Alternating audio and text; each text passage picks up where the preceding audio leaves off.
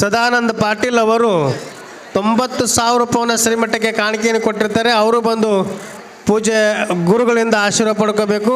ಸದಾನಂದ ಪಾಟೀಲ್ ಅವರು ಗ್ರಂಥ ಲೋಕಾರ್ಪಣೆ ಆಗ್ತಾ ಇದೆ ನೋಡ್ರಿ. ಗುಡ್ಡದ ಬಸವರಾಜ ಶಿವೇಗಳವರ ಚರಿತ್ರೆ ಹಾಗೂ ಶಿವಬಸವ ಅಜ್ಜನವರ ಚರಿತ್ರೆ ಇವತ್ತು ಲೋಕಾರ್ಪಣೆ ಕೈಗೊಂಡಿದೆ.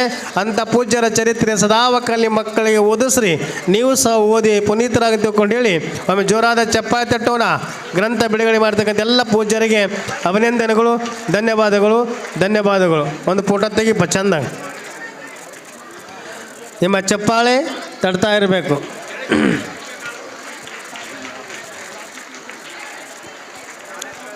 ಅಭಿನಂದನೆಗಳು.